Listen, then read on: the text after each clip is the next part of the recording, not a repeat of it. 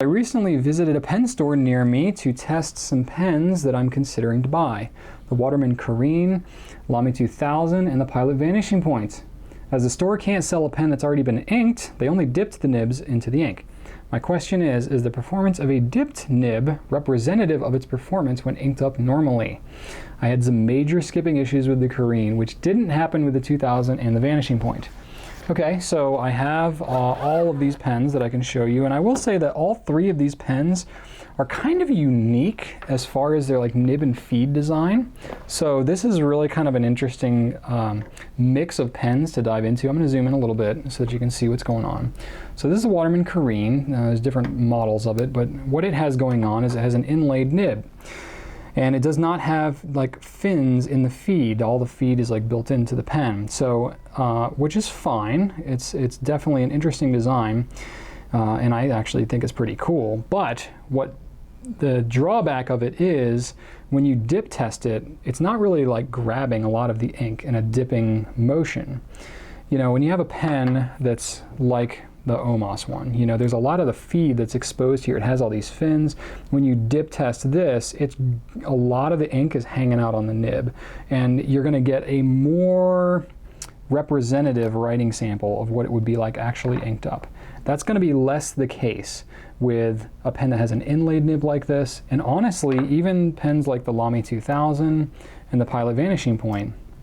Lamy 2000 has a hooded nib, so it's a nib that the body of the grip of the pen is actually kind of covering a lot of the nib, and the Vanishing Point has this tiny little nib as well. And they do not have any fins or a lot of surface area on this nib to really grab a lot of the ink either.